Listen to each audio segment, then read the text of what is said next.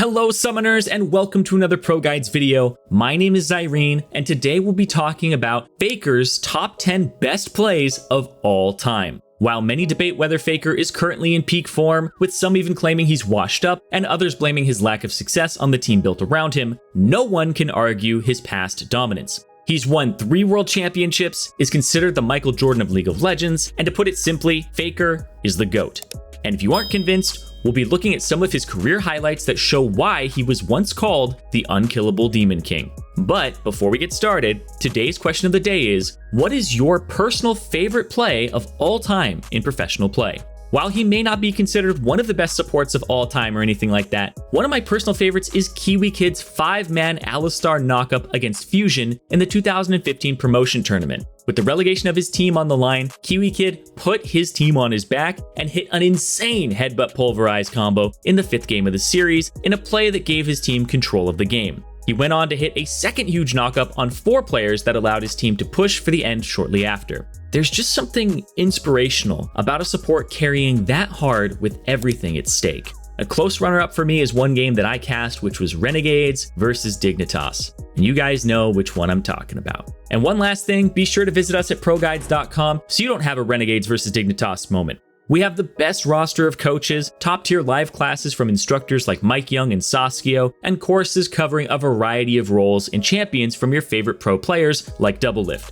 We also have a brand new VOD review feature, and we're super excited for you guys to try it out. The way it works is you send in a replay file, and the coach sends you back a fully reviewed VOD.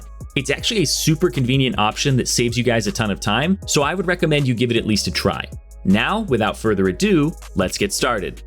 To start things off at number 10, we'll be looking at this clip from LCK Summer 2016.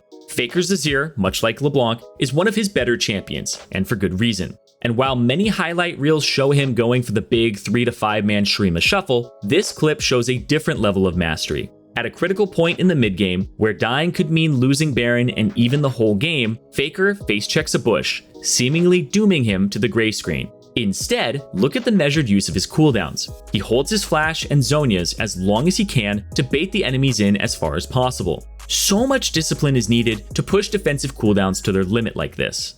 FAKER up on this top side. Cocoon comes out here from score. The root as well from the Jhin. It looks like he might go down. Nice Emperor's Divide to stop the jump in from Hachani. FAKER trying to find the kill. The Zhonya just comes out and now Duke has arrived. Trying to lock down Arrow. Gets him with the never move. And FAKER is going to stay alive. The tether coming down on to Hachani as well. He goes in for the headbutt, but cannot find the damage. And it looks like we're going to see the replay, but don't mistake this for FAKER being fortunate. The start of the pick is very good, but you see Hachani gets too greedy looking for the flash headbutt pulverize, has it denied by the Emperor's Divide. But notice that FAKER has flashed this entire time, waits for the Zhonyas, waits for KT to fully commit to a bad fight where they could never have as many members as SKT, and then just win the fight from there. Being so steadfast on his summoner spell cooldown as always.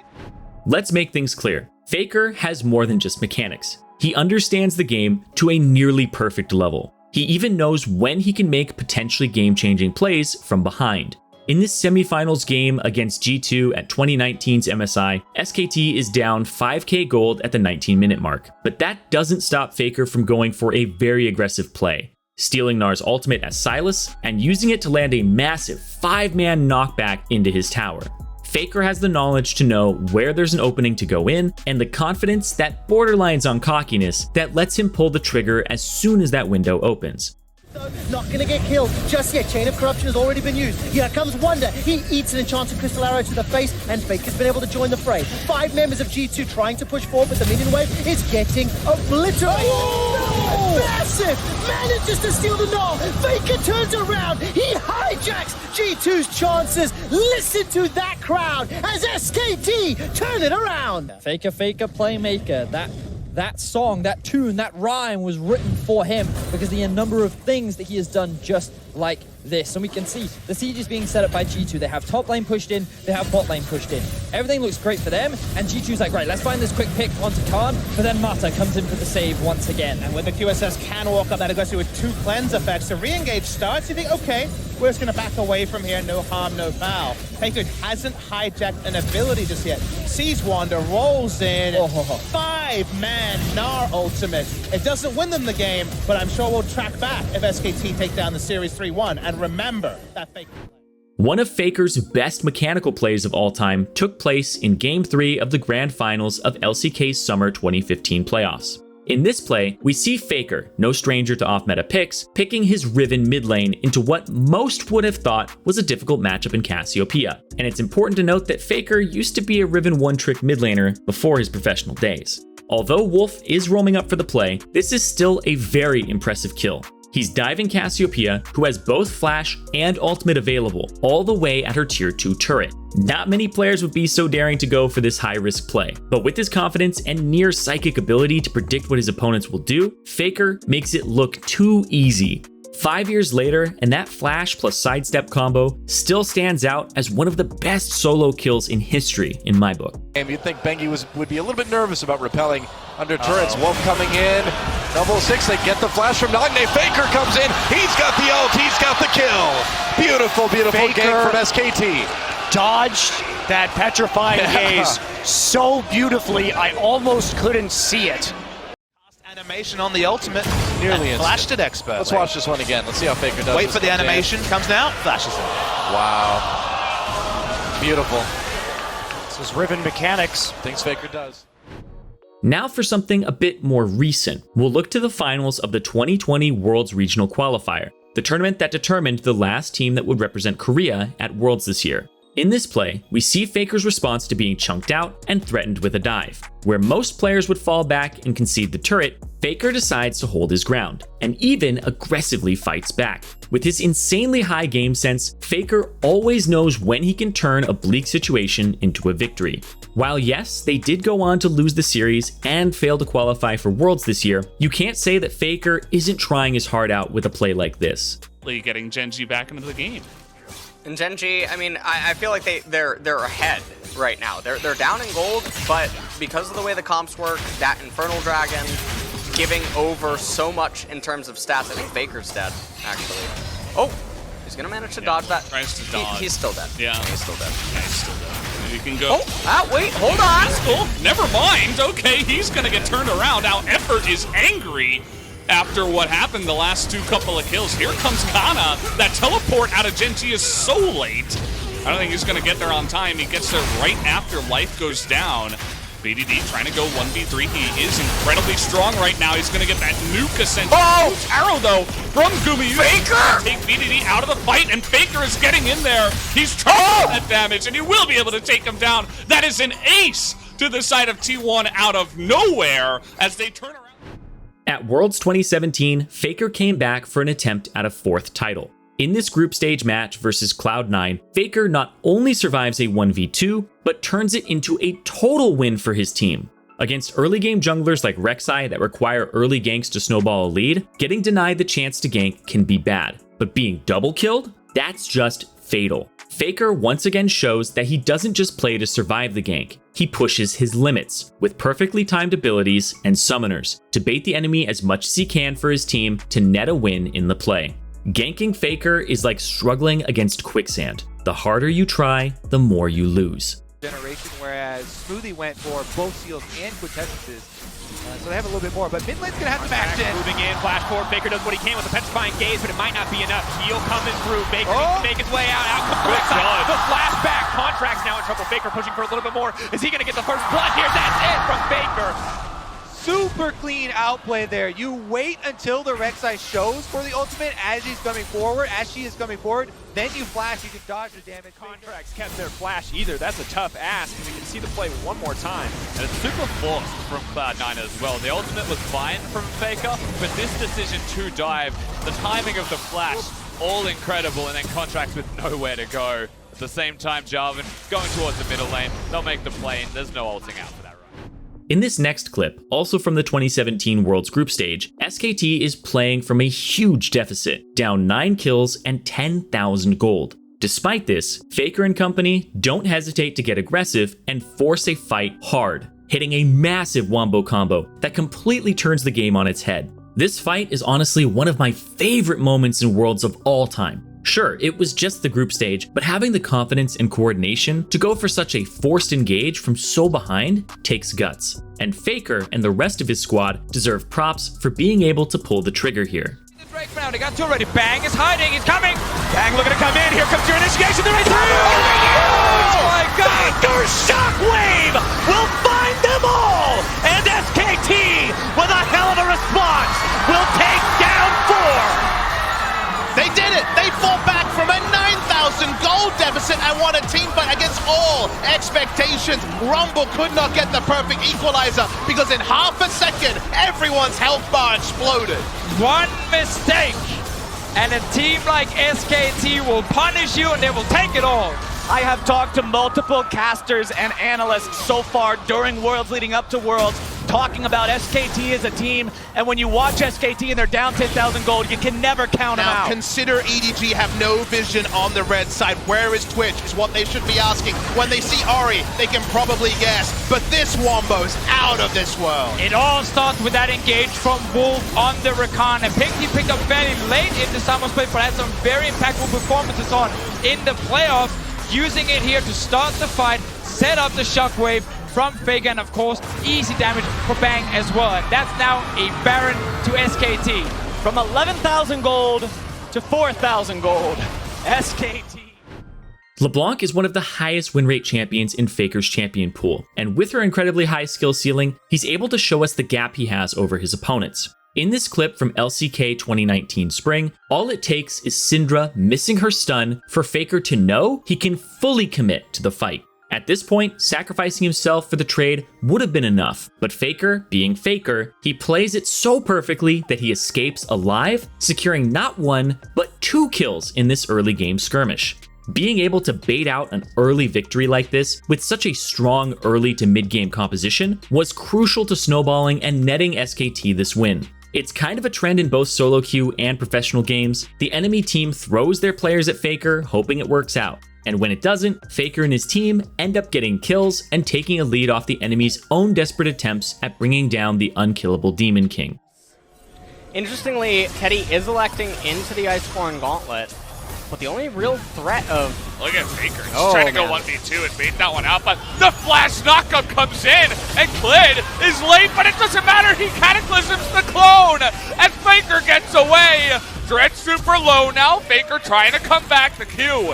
It's gonna miss, and Teddy coming in. The chains are gonna land, and FAKER dodges it again, as you can't lock him down at all. FAKER gonna set up the play for 2 kills for SKT. And that is a massive tempo, so it's not like he's TPing too far off the mark. True. From where he would be going anyway. I just want to see this FAKER replay. This was insane. Syndra's balls are freaking out right now. That is, he has already gone beyond the event horizon. And this is what's so surprising right here, is that FAKER was marked by the Ignite on the right-hand side, but Dread not able to tell which one was the real one. FAKER goes right back in with the chain. Keen ends up being... This clip takes us all the way back to the 2014 All-Star game pitting SKT against Fnatic. While SKT had a decent gold lead in the game, a small throw gave Fnatic the opening they needed to attempt to take Baron and turn the game around. Instead, FAKER plays the role of hero, taking down both Cyanide and Baron Nashor, securing the game for his team. This was the closest SKT came to dropping a game at All-Stars Paris, making FAKER single-handedly responsible for keeping their record blemish-free. But I don't feel he's going to be able to get away. Yeah, he's definitely cornered. They're going to take him down. The question is, what will Fnatic do with this?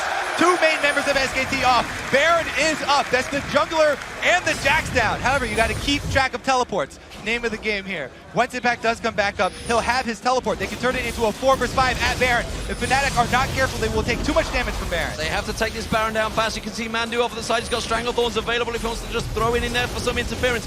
FAKER's looking to maybe try and make a play. He's gone in. He's gone for Cyanide. He wants to try and pop him down. Maybe enough. He gets Cyanide down before the Baron drops. The Baron is so low. It's going to get stolen away by FAKER. This is tragic for Fnatic. Peke's going to get dropped there. What sublime play by the Season 3 World Champions. I told them they got to keep track of the teleport there. Mistake. And they don't respect the teleport from Impact. He turns it into the 4 vs 5 in Baron pit. FAKER here comes up with the plays though. He targets the jungler, takes him down, no more smite, and then he goes back in for the Baron as well. It's pretty good chances for Zed to actually get the Baron as well when there's no smite on the table because he has that passive.